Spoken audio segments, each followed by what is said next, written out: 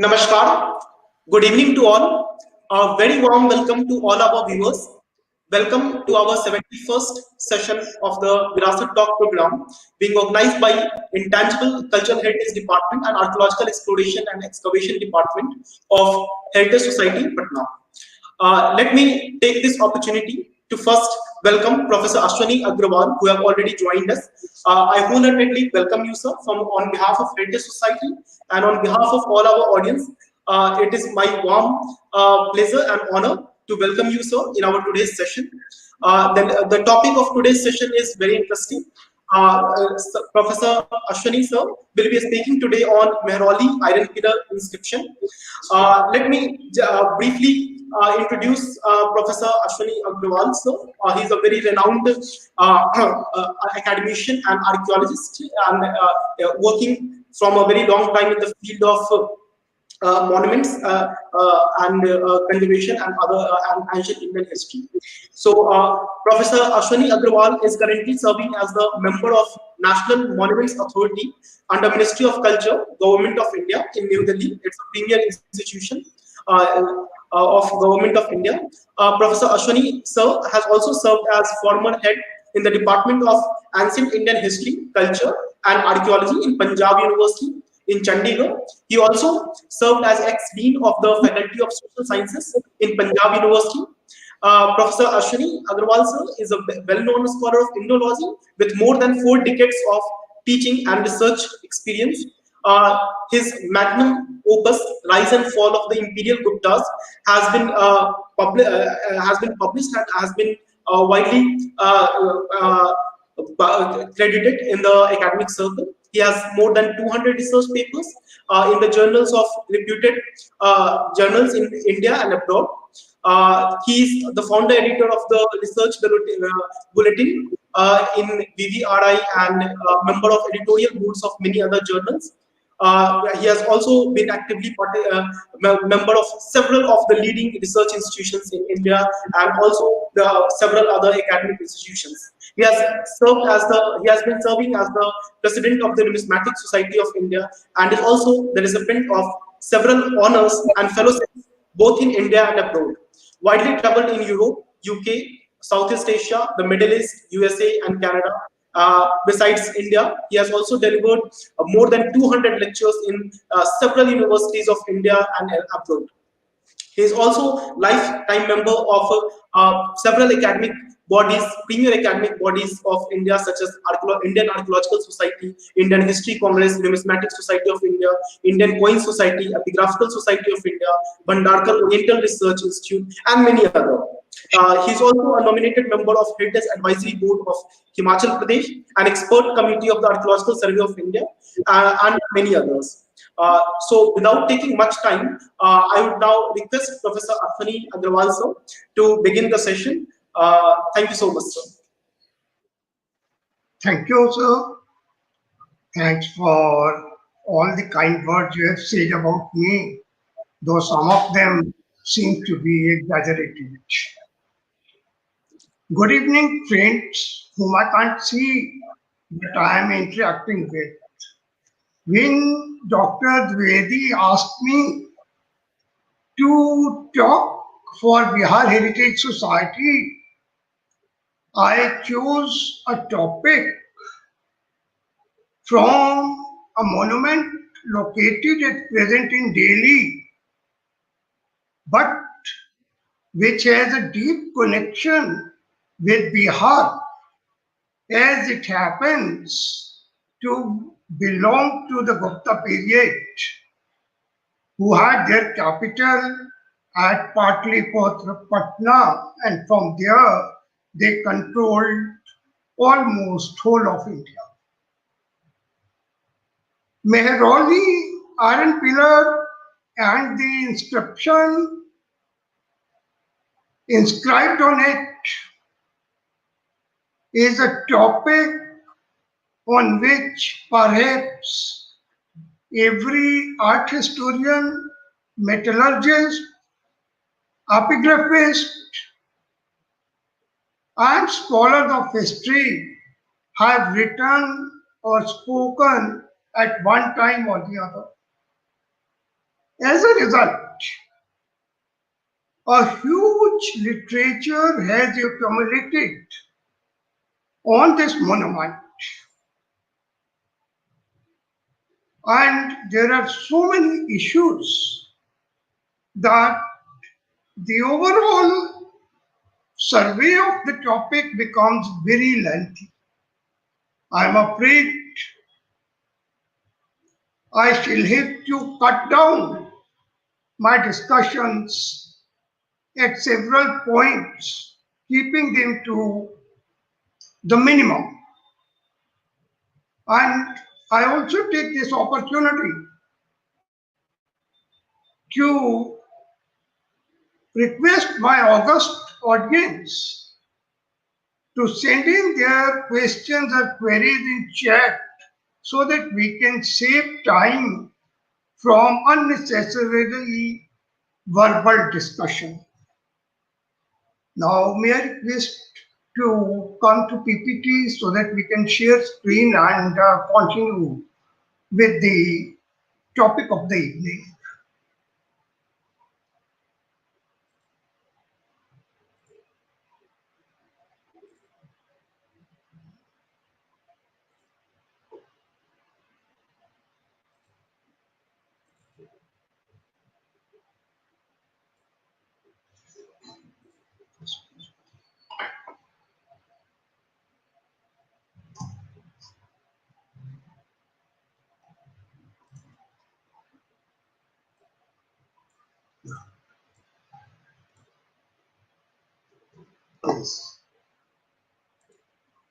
Friends, as you see in the background of this grand monument, I have chosen the topic, the Mehrauli Iron Pillar Inscription Issues and Perspectives. You must have heard of the very popular phrase romance in stone,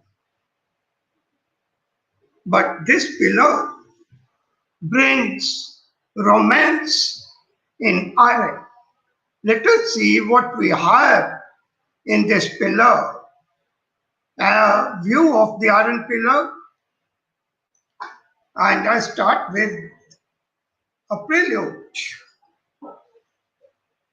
An iron pillar bearing an inscription in Brahmi characters of the 4th or 5th century AD stands in the courtyard of the mosque named Qubbatul Islam, built by early slave kings by destroying 27 temples in the last decade of the 12th century.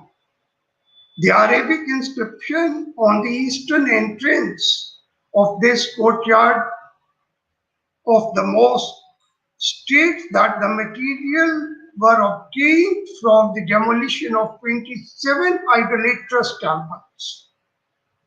Now almost in ruins, the mosque forms a part of archaeological remains of what was once the fort of the Chauhan king Prithviraj III, popularly known as Kila Rai Pithora. The latter was an expansion of an earlier citadel on this site known as Lal Kot, the construction of which is attributed to the Tomaras of Haryana, which included Delhi as per the epigraphic evidence. Generally, the construction of Lal Kot is attributed to the Tomar king Anangpal II in the middle of the 11th century. Presently, the site is included in the village of Mehrauli in South Delhi in the famous Qutub Minar complex. This is a view from the inner side, from the courtyard of the pillar we are talking about. This is an old photo of the pillar. Now this pillar from base to the top is 23 feet 8 inches in height, though according to another measurement done by Mr. N.M. Ghosh, it is 23 feet 6 inch. But I feel the earlier measurement is correct. The pillar is veritably a wonder of ancient Indian metallurgical skill.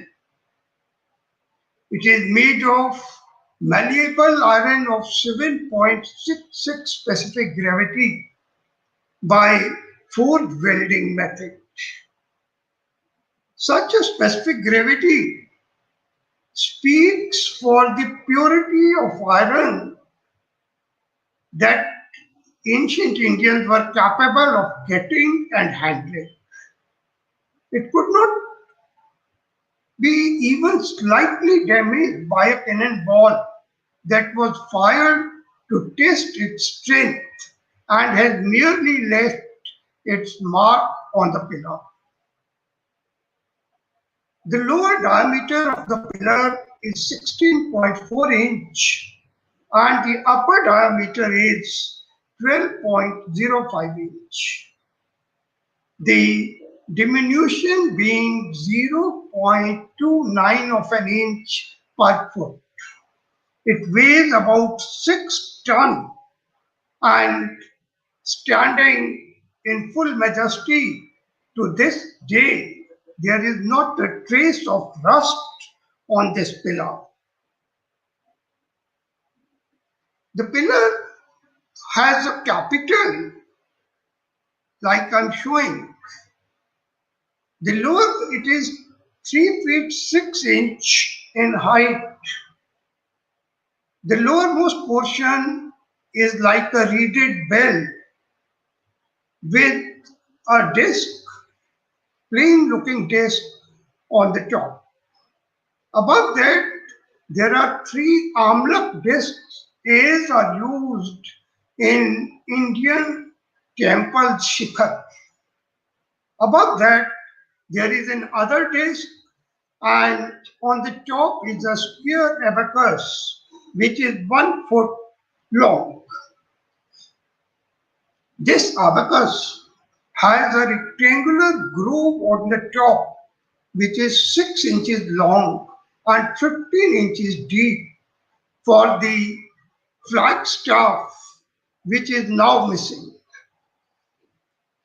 To my mind, as I shall be showing you later in my lecture, this flagstaff comprised of a chakradhvaj or the wheel of Vishnu.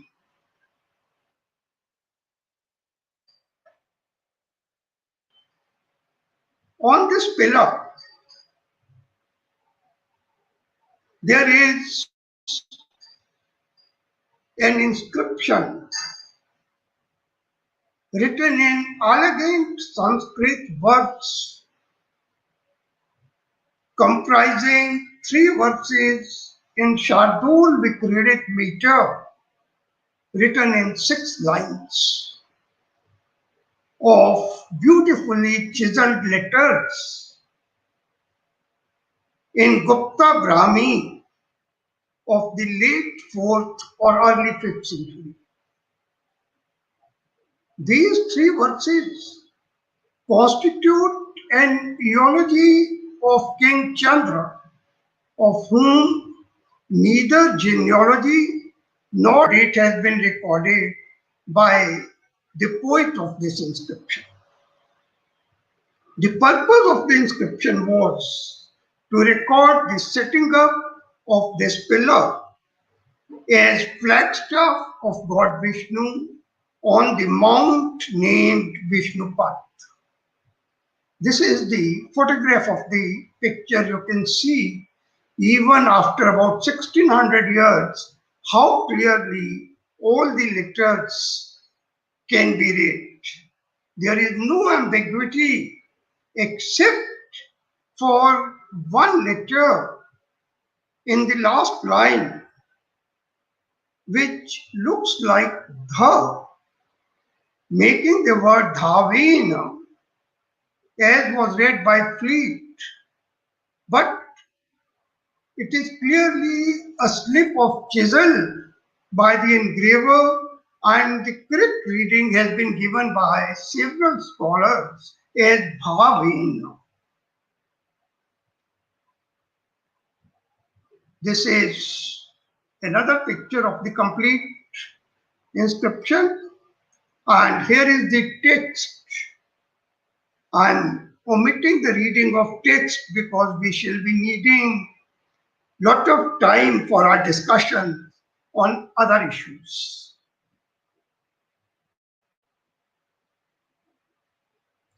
The translation I will quickly read out as it is partially my own translation of the inscription, on whose arm fame was inscribed by the sword when in battle in Wang countries he pushed back with his breast the enemies who uniting together came against him. He by whom having crossed the seven mouths of the Sindhu, the Vahalikas were conquered in battle, by the breeze of whose valor the southern ocean is still fragrant. One single verse describes all his conquests. The second talks about his glory. The great glory of him who had destroyed his enemies does not even today leave this earth, like the glow of fire which has become extinct in the great forest, and who, like the glory of a king who has resorted to the other world, having abandoned this earth as if tired, and has gone in bodily form to the world won by his actions, though he is abiding on this earth by means of his fame. Fleet and Bhandarkar have given slightly different translation leading to various conclusions. I will be discussing that later on. Third verse contains the purpose of the inscription and the pillar, which reads, by him who enjoyed for long time the sole supreme sovereignty on the earth, acquired by his own arm, and who having the name Chandra, and bearing the beauty of countenance like that of full moon, having fixed his mind with full devotion upon Vishnu, this lofty flagstaff of the divine Vishnu was set up on the Mount Vishnupat. Now, this inscription raises four main issues besides several others. First is who this Chandra was. It is not, no clue is given in the inscription except his conquests. So identification of Chandra is a hotly debated topic. Second, conquest of Chandra over Vang, Dakshinapat, and Vahalikas, crossing seven mouths of the Indus, had to be justified with the conquest of the king we identify as Chandra of this inscription. The second verse has raised a problem which is, as Bhandarkar has commented, a hard nut to crack, whether this record is a posthumous record or it was written when the King Chandra was still alive. And fourth, in which I'm going to share some very fresh evidence with you with a new identification, is the identification of Vishnupad Giri or Mount Vishnupat. Let us first take up identification of Chandra. It was long ago when Otto Stein remarked, it seems better to acknowledge the impossibility of identifying the ruler named Chandra on account of the lack of sources. But more than a century after Otto's time, we see that at no given time any scholar agreed with him, and there are multiple attempts to identify Chandra on the basis of the data contained in this inscription. We'll have a brief survey. I will not go through the arguments and explanations of well-known theories, but shall confine myself to the discussion which is absolutely necessary and fresh. Oldest theory is that Chandra should be identified with Chandragupta Maurya. It was first given by Mr. H.C. Seth, who proposed that the contents of the inscription fit the description of the great Mauryan ruler, founder of the Mauryan dynasty. But he was aware that the script paleography of the inscription does not fit Mauryan paleography. So he proposed that the inscription was written by Chandragupta but got defaced with the passage of time, and Chandragupta II got it re-engraved. This single argument, besides the fact that Chandragupta Maurya never ruled over Bactria, Vahadi, his conquest over South India is not known. Whether he was a Vaishnav is not known. But the fact is that if an inscription did not get defaced in 1600 years, how can it get defaced in 600 years between Chandragupta Maurya and the Gupta period? B.P. Sinha, who claimed that he was not aware of Mr. Seth's arguments, revived this theory by saying that since Chandragupta Maurya was the namesake of Chandragupta II, Chandragupta II got the achievements of Chandragupta Maurya engraved on this pillar. The argument by itself cuts no ice. We don't have a single such example in Indian history where a king was epigraphically glorified 600 years after his time. Then, long ago, Professor Ramesh Chandra Majumdar proposed to identify King Chandra with the famous Kushan king Kanishk I. His basis was a Khotanese manuscript in which Kanishk is referred to as Chandra Kanishk. But that single reference has no bearing on this inscription because none of the contents in 3 verses fit the description of Kanishk I. This was realized by Majumdar at a later stage, and while editing Comprehensive History of India Volume 3, he himself changed his view in favor of Chandragupta II. So we need not go further into this discussion.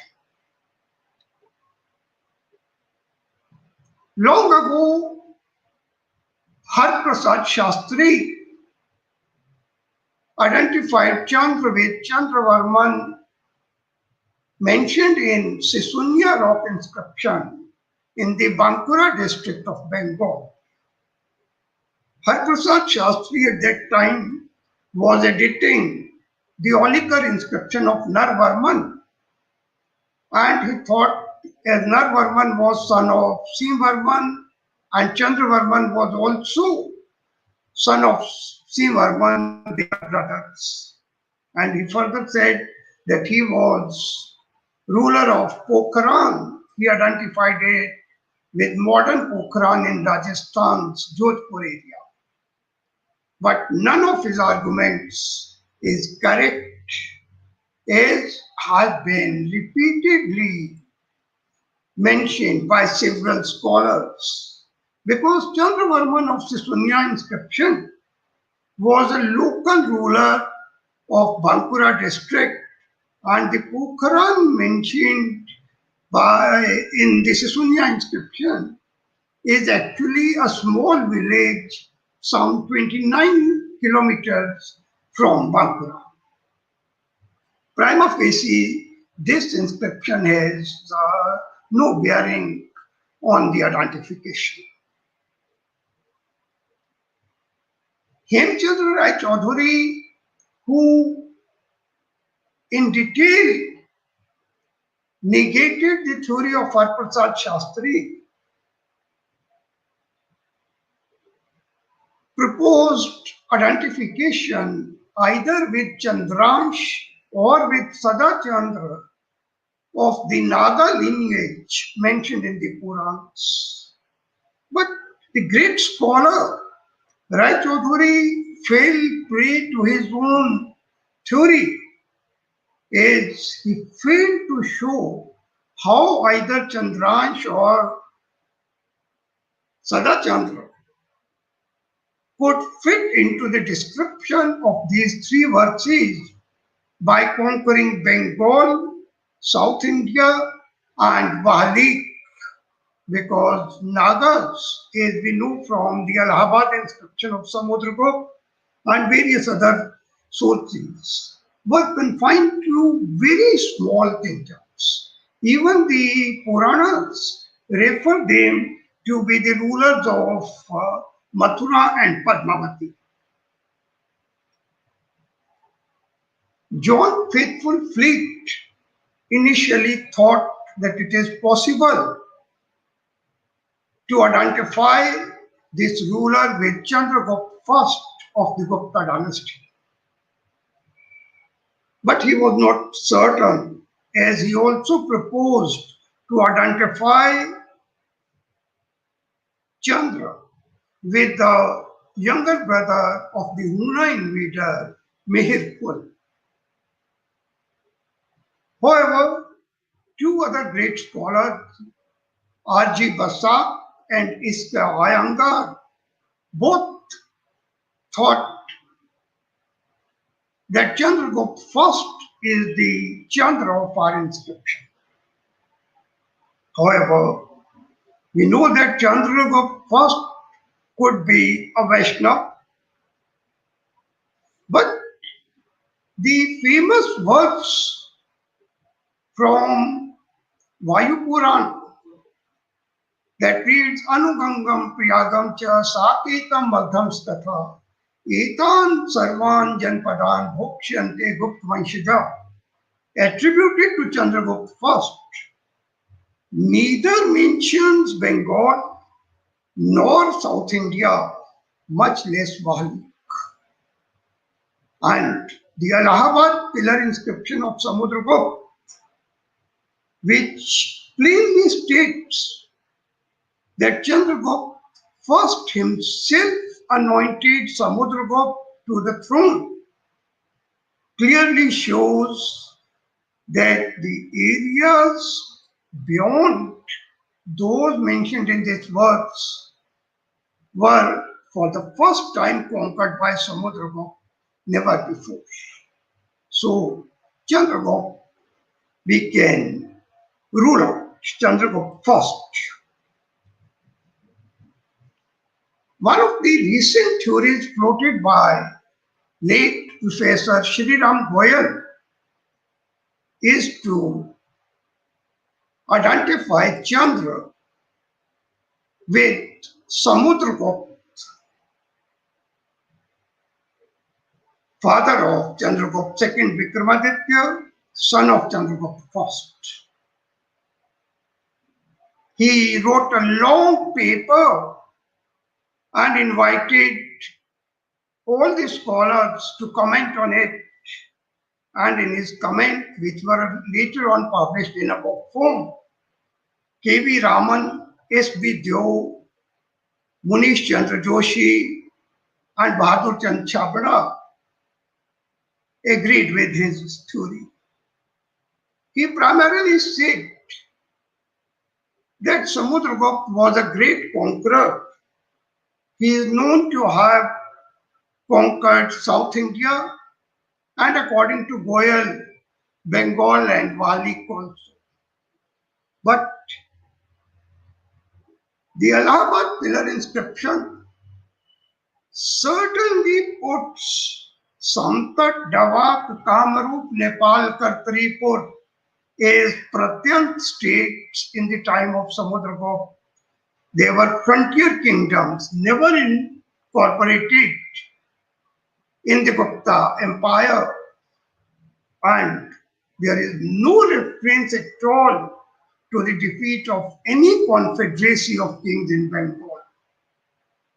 Not only this, Daivaputra Shahi Shah Anushahi Shakamurunda requested him for the charter, for the grant of charters bearing Garud seal for rule in their own territories, indicating Samudragupta never conquered them, much less going beyond that. It was not possible through Punjab also, if we take Sapt Mukhani to be Punjab, because all the tribes in the northwest, Malav, Arjunayan, Yodhaya, Madra, Kabir, they submitted to Samudragupta on their own, never giving him an opportunity to attack them. Thus, Goyal's theory cuts no ice at all. But Goyal was fully aware the difference in the name Chandra and Samudra. So he resorted to a verse quoted by Vaman in his work Kavya Alankar Sutra Vritti, in which Vaman has quoted the famous Buddhist scholar Vasubandhu as Chandra Prakash Tanya Chandragupta, son of Chandragupta, known as Chandra Prakash. He takes Chandragupta as Chandragupta first and Chandra Prakash as Samudragupta. But as pointed out by several scholars and competent authorities, the date of Vasubandhu itself is controversial.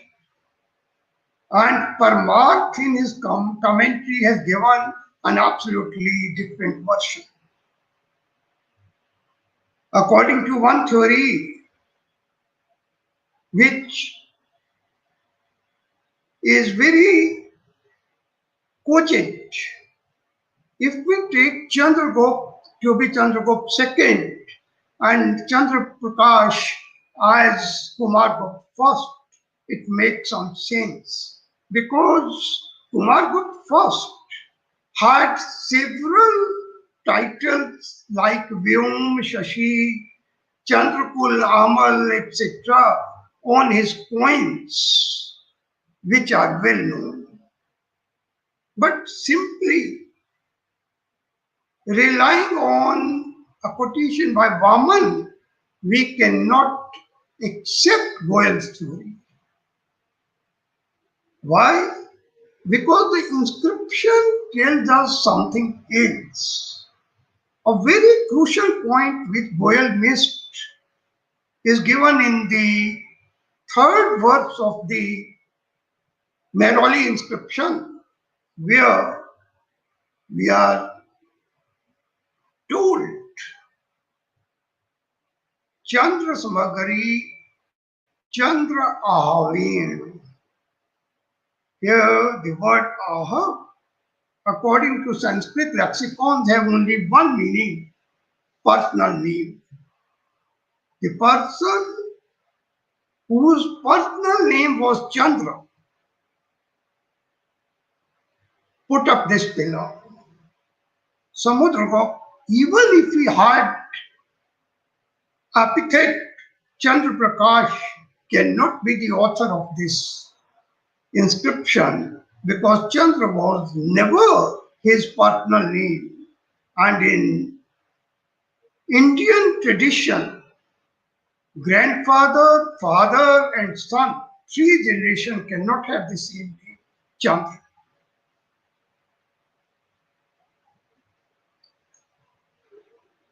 The largest number of scholars believe that Chandra is to be identified with Chandragupta second Vikramaditya. Vincent Arthur Smith, A.F. Hornley, Kashi Prasad Jaiswal, Dinesh Chandra Sarkar, Jagannath Agarwal, R.N. Dandekar, Budh Prakash, R.C. Kar, V.S. Pathak, B.N. Mukherjee, K.D. Bajpai, Ajay Mitra Shastri, Lalanji Gopal, K.G. Krishnan, K.K. Thaplyal, K.V. Raman, Joanna Williams, A.L. Basham, Susmita Pandey, Michael Willis, and a host of other scholars, including the present speaker, believe that it was no other than Chandragupta second Vikramaditya who should be identified as Chandra of this inscription. We are not getting into any explanations here, for we are short of time. But what I'm going to take up next, the achievements or the conquest of Chandragupta or Chandra of this inscription, it will become very clear from those that the author of the inscription can be no other than Chandragupta II. Basic conquest first is one. I just quoted a verse from Vayu Puran, which says that Priyag, Saket, and the territory up to Magadh was included in the territory of the early Gupta kings. We do not have any inscription or reference that Bengal was ever included in the Gupta Empire prior to the time of Kumargupta I. The earlier copper plate grant of the year 124 of Kumargupta I is the earliest epigraphic evidence of the Gupta rule over Vanga. The Puranas, however, tell us that Odar, Kundar, Apondra, and Vanga shall be ruled by Dev Rakshit, that is Devgupta or Chandragupta II. But how do we explain that Chandra had to push back with his breast a confederacy of kings in Vanga and write his fame by means of his sword?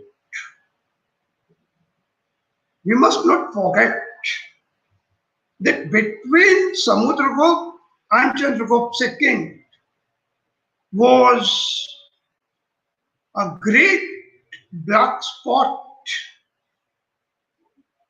for the name of the Guptas, the rule of Ram Gupta.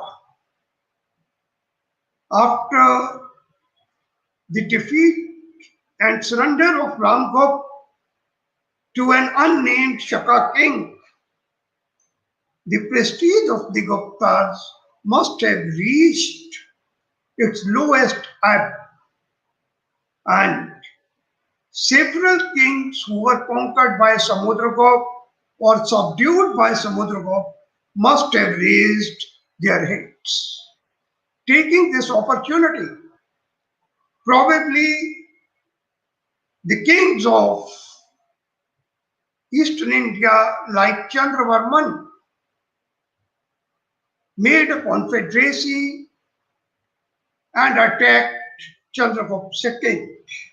But Chandragupta II rose to the occasion and not only conquered these kings, but eliminated them and incorporated whole of Bengal in the Gupta Empire, which is referred to in the Puranas. Then we are told that with the breeze of whose Vela, the southern ocean is still fragrant. From sources, known inscriptions, Chandragupta II Vikramaditya is not known to have conquered South India, but Sarvadakshina Pathraj were subdued by Samudragupta. So how do we account for it? Again, after the Ramgupta episode, there must have been rising in the south, and it is possible that Chandragupta II had to once again march against some of the southern kings to establish his supremacy. This is briefly indicated by an inscription in the Udaygiri caves near Vidisha in Madhya Pradesh, where the Minister of War and Peace, or the Foreign Minister and Defense Minister of Chandragupta II, namely Vijay Shah, dedicated a cave and put up an inscription which records the conquest of the entire earth by Chandragupta II, when he says, Kritsan Prithvi Jayarthen Ragyavai Sahada, that he visited the place in the company of the emperor when the emperor was intent upon conquering the entire earth. Now the entire earth out here cannot be taken to defeat one or two kings, probably the Shakas as mostly interpreted, but much beyond that. And southern ocean is only fragrant with the breeze of his Veda. He never incorporated it in his empire. The stories of his Vela spread throughout the length and breadth of the subcontinent, and as we see, they have come down to us even today by stories of Vikram and sometimes Vikram and Betal and so on.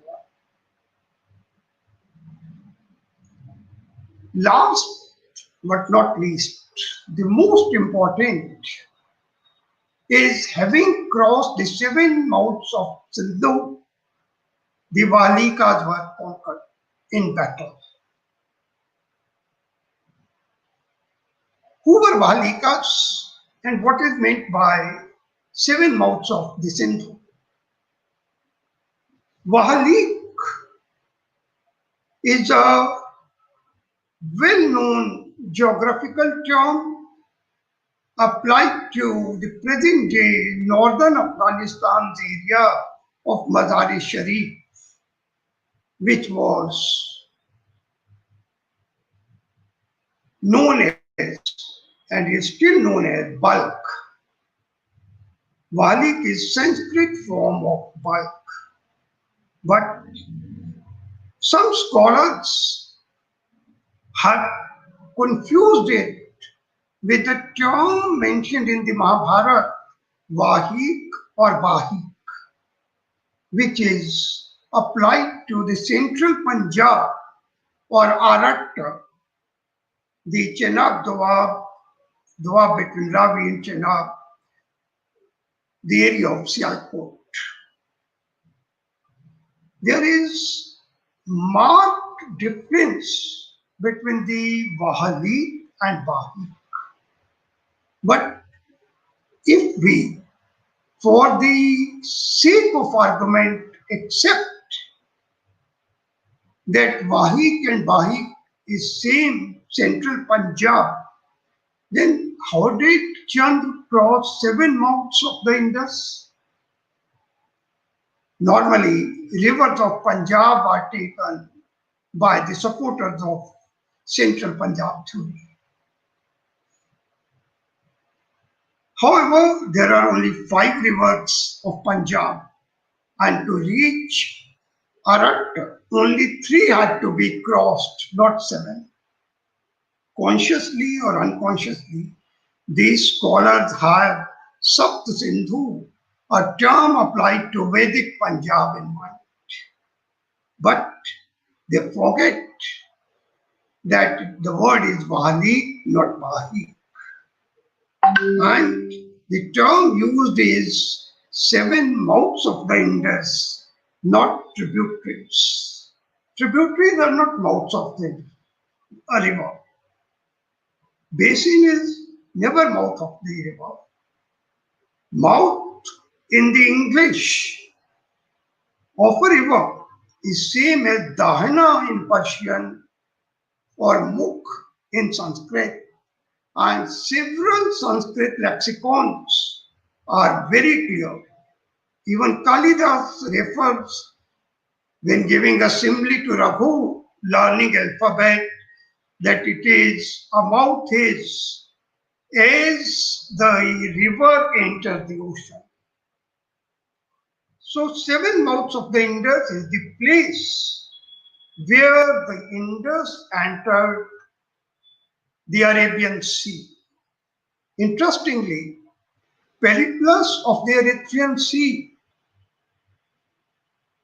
by an anonymous writer actually refers to 7 mouths of the Indus. And the famous geographer Ptolemy, who wrote in 2nd century, also refers to 7 mouths of the Indus. He not only refers to the mouths of Indus, but gives names of all 7 as Sagapa, Sinthan, Crison, Carifron, Sapare, Sabalese, and Lonibia. I, for shortage of time, am not going to elaborate on this issue, but simply say that probably after the conquest of Gujarat over the Shakas, Chandra, that is Chandragupta II, from crossed probably the Bolan Pass, crossed 7 mouths of the Indus, and went further through Afghanistan against the Vahalikas, as we are going to see. Very interestingly, in the 4th canto of Raghuvansham, Kalidas gives a detailed account of the conquests of Raghu, the legendary king. but is now well accepted by several scholars. In the guise of Raghu, Kalidas was actually describing the conquest of his patron, probably Chandragupta II. He tells us that how Raghu first defeated the Parsikas. I am tempted to give detailed description but can't because of the time.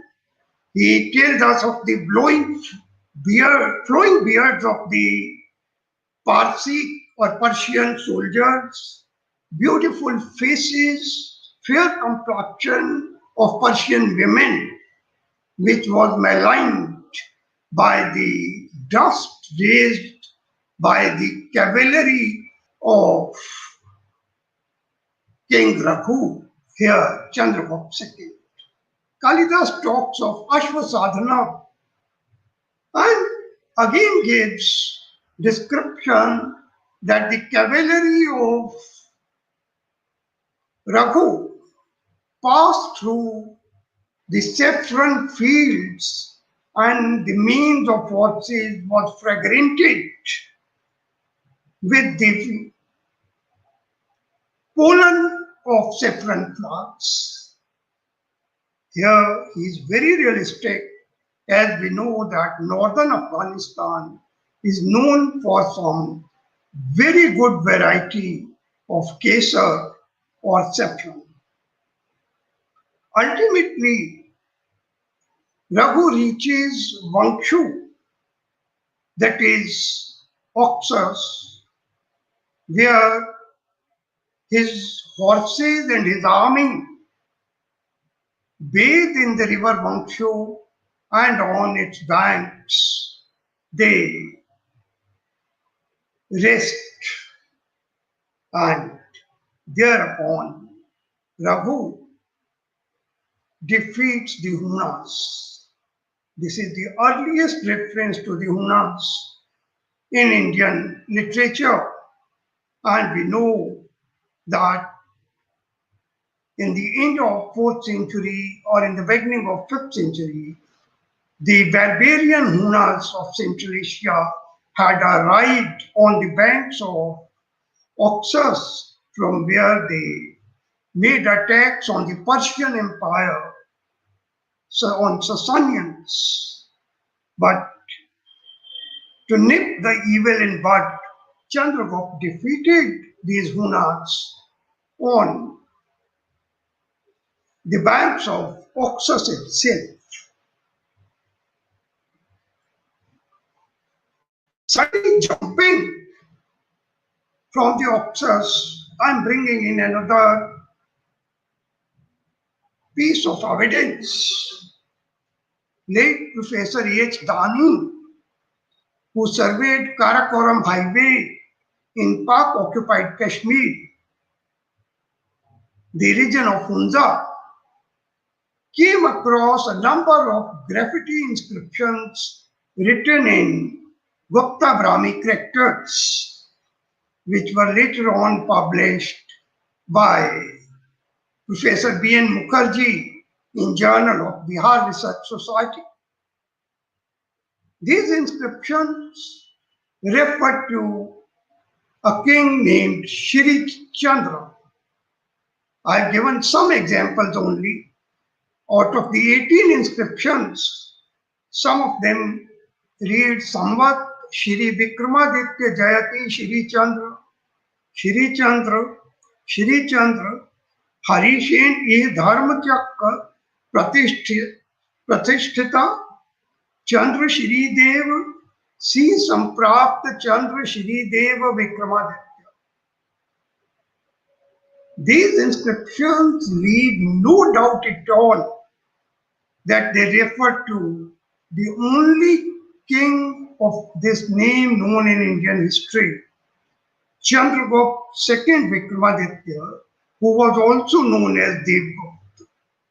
But what is the connection of Gilgit region with the Oxus region? No one has pointed it out so far. I'm showing you some maps which I searched and am bringing for the first time to the audience here. These are the Google Maps. If you see clearly, the blue line marks a track from Mazar-e-Sharif to Gilgit in the Himalayas. Very clear map is given. See, the track is given very clearly along the Oxus.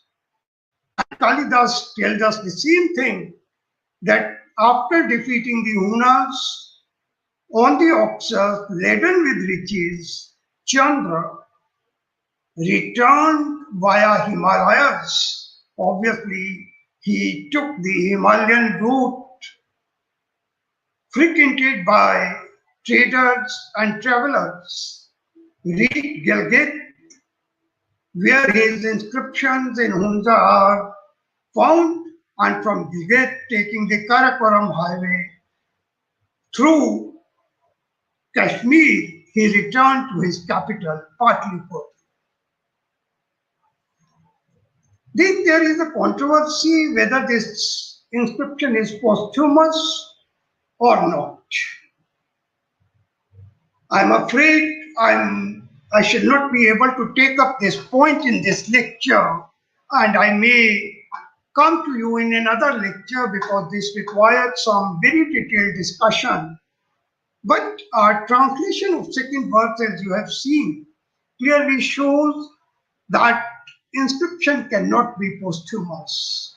If it is posthumous, then who put it up? The name of commemorator should have been there, but it is clearly said that Chandra Samagri, Chandra Havena, put up this pillar on Vishnu Pad. Resorting to heaven in bodily form was a well-known description, poetic description of Gupta period. On Gupta coins, we have legend like Samarshat Vitat Vijeo Jit Ripura Jito Devam Jayati, or Apratiratho Vijitya Kshitim Suchritair Devam Jayati, or Kshitim Vijitya Suchritair Devam Jayati Vikramaditya, winning of heaven by meritorious deeds. This is what is referred to in the second verse, that his fame, like the smell of a burnt out forest, does not leave this earth, though he has conquered heaven by his meritorious deeds. Now we come to the most vexed question, the identification of Vishnu Padgiri. Again, I think earlier theories which I wanted to take up, I had to give up for want of time. Vishnu Padgiri has been variously identified with Mathura, with Haridwar, with Delhi itself, with the spot near Gurdaspur on the banks of river Byas, with Gaya in Bihar, and with Udaygiri near Vidisha in Madhya Pradesh.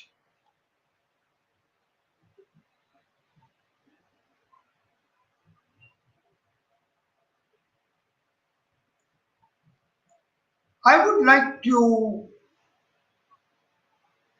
forego all these theories by simple 2 or 3 sentences, because we know Delhi is not a hill. Haridwar, Har ki Pauri, it is not Hari ki Pauri. And the verses quoted from the Ramayana and the Mahabharata by Chakravarti, K.P. Jaiswal, by J.C. Ghosh, D.R. Bhandarkar,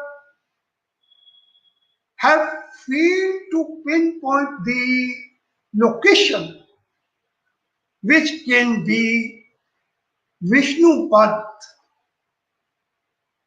because there is no point on the banks of Vyas which can be seen from Vishnupad mountain or any place known as Vishnupad. Udayagiri was a famous art center. There is a temple of the Guptas, but it was never known as Vishnupad. And a stone pillar near temple stand, there couldn't be two pillars. The arguments of R. Balasubramaniam, Meera Das, and Michael Willis we have taken elsewhere to show that neither Udayagiri nor the arguments forwarded by B.P. Sinha and others about its identification with Gaya, where Vishnupad temple stands, are cogent or can be taken. Two great scholars, D.C. Sarkar and Dashat Sharma, both suggested that Vishnupad should be somewhere in Haryana, in the region of Kurukshetra, or in the old Punjab district of Ambala, which included Kurukshetra, etc. also. They were very near the solution, but could not pinpoint exact space. Devjani Paul, when identifying with Gaya, referred to a spot in Haryana, but she too was not able to go any further and concluded in favor of Gaya. I am bringing you to one simple inscription. On the Mehrauli pillar, there are several inscriptions, and I regret to say that despite of my being here with the Ministry of Culture, I was not given the permission by Archaeological Survey of India to examine these inscriptions. One inscription in early Nagari, this photograph I taken from my friend Dr. B.R. Mani, has been read by Cunningham as Samvat Delhi 1109 Angapal Bahi. Dayaram Sahani, writing in a memoir of Archaeological Survey edited by J. Page, also read Samvat Delhi 1109 Angapal Bahi. But Professor Mani was the first to give a different reading, Samvat Kinli 1109 Angapal Bahi. This is the correct reading I have examined myself. Since the letter words are up and down, I have corrected the reading to Samvat 1109 Angapal Kinli Badi. That means the pillar was established or installed by Angapal in Samvat 1109, that is 1052 AD. Cunningham has also recorded a long tradition recorded in the Prithviraj Raso, various manuscripts, oral tradition, and vouched by what we have found in several inscriptions, referring to King Anangapal of the Tomar dynasty as laying the foundation of Delhi. It is said that Anangapal brought this pillar and at the instance of his astrologers put it up in Delhi, thinking that his empire in Delhi will become permanent. But it did not happen. Delhi remained Delhi and gave the name Dhillika to this capital of present-day India, Delhi. We have searched and found references in several contemporary inscriptions like Palambauli, Sarban, Bijolia, Narayana, Ladnu, Kumbhalgarh, etc., where it is specifically said that Delhi was known as Yoganipur. It was founded by the Tomars, and because of the pillar, it is now known as Dillika, not Delhi or Delhi. It is only anglicized form that Dillika became Delhi for the British and Delhi for the Muslims of medieval period. So Anangpal brought this pillar. From where did he bring it? Could Anangpal bring this pillar either from Haridwar or Mathura or Udaygiri or Gaya? There are only two ways of bringing an object like Mehrauli pillar, either by way of conquest as a trophy of war or as a gift. Tomars under Anangpal were never strong enough to go beyond Delhi in the east. Mathura was under Agarwals. Udaygiri was probably under Paramaras. Gaya was still under the Palas. None of the areas ever identified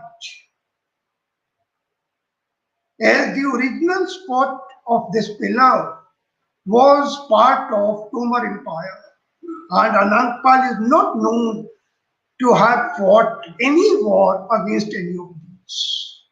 Then how could he bring such a grand pillar from any of these places and put it up in his newly founded capital at Delhi? An impossible thing. I can give several other detailed arguments, but they are not possible. My forthcoming book on this work contains a detailed account. I hope it will be in your hands very soon. I'm proposing a new identification which was referred to just in a passing reference by Devjani Pal without giving any second thought to it. Tusham is a small village, or we can say township, in the Bhiwani district of Haryana, located at 28 degree 54 minutes and 75 degree 56 minutes.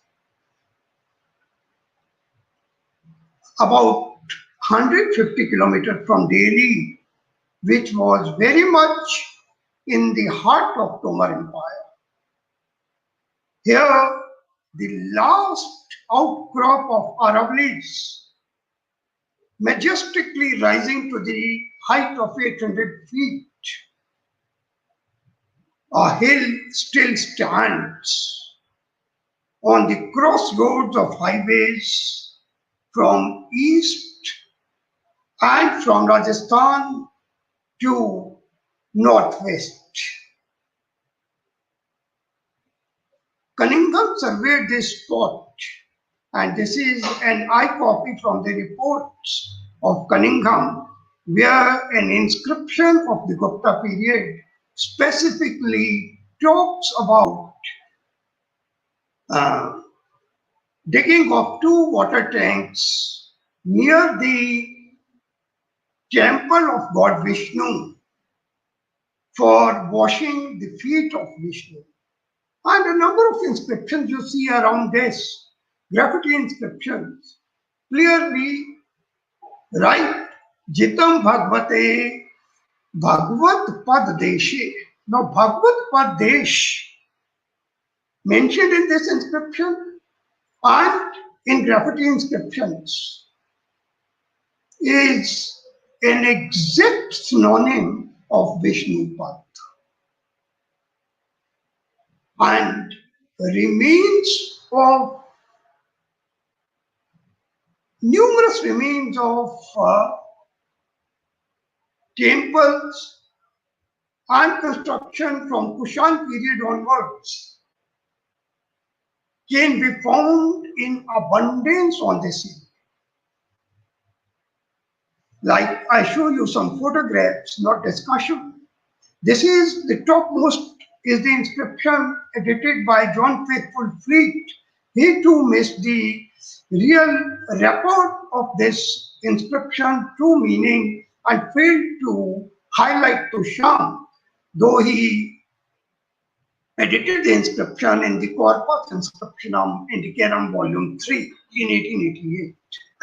This is the picture of the hill. See how majestic it stands, and at the top of this, during my field work, I found the traces of contours of a temple that probably belonged to the Gupta period, but still awaits full excavation. These are the remains of uphill. You can see the brickwork on the side of the hill, how enormous it is.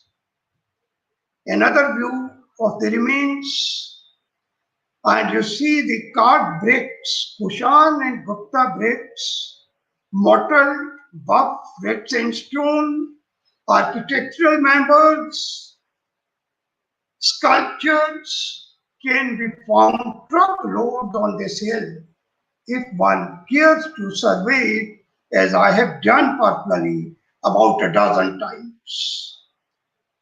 Now I come to the most stunning evidence. Along the inscription I have just mentioned on the boulder, halfway up the hill, is this wheel carved with a pillar, if you see, with the rectangular abacus at the bottom. Why would anyone carve such a pillar with the wheel top if no such thing ever existed on this hillock, which is not known even to local residents at present?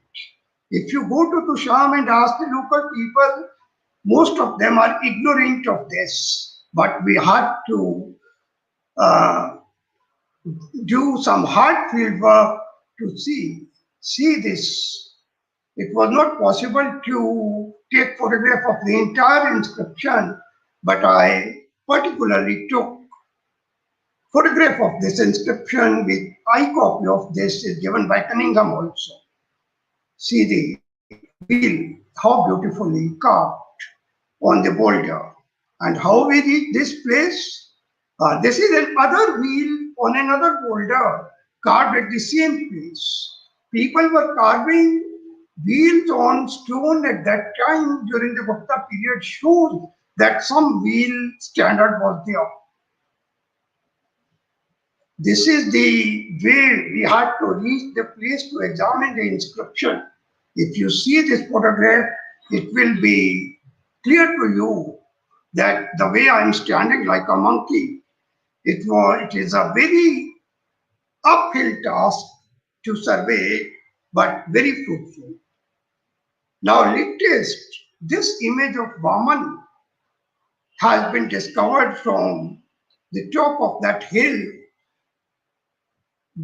by some private people, and they have deposited it with the Department of Archaeology in Haryana. The existence of this image very much shows that it is a Vaishnav site. Now, to sum up, we have epigraphical evidence that the place was known as Vishnu Pradesh. We have epigraphical evidence of the existence of a temple in camps, very popular during the 4th, 5th century at Tushar. We have archaeological evidence by way of architectural members, carved bricks, and other remains of this being a very important site. To me, it appears that it fell prey, as Cunningham suggested, that Tusham is Tushar Aram.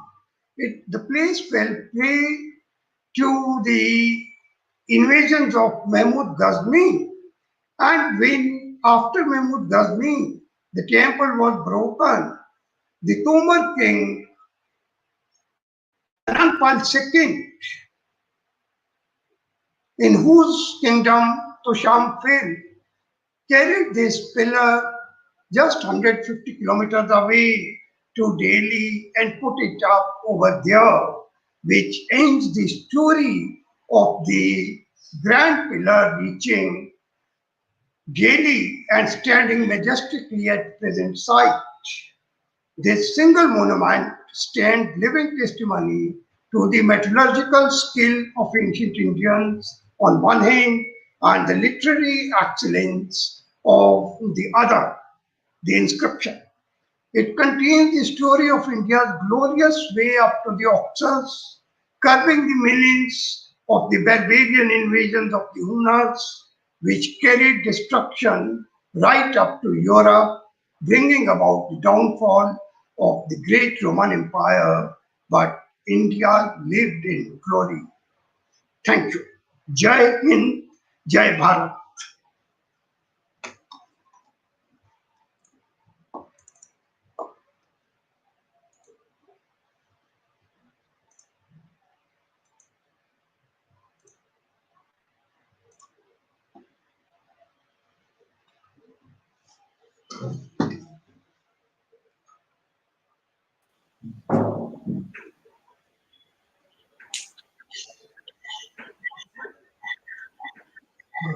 There is a query that Mehrauli Iron Pillar is of which Chandra? First Nagvanshi Chandra of Vidisha or Chandragupta II Vikramaditya or Chandragupta first, father of Samudragupta and grandfather of Chandragupta II.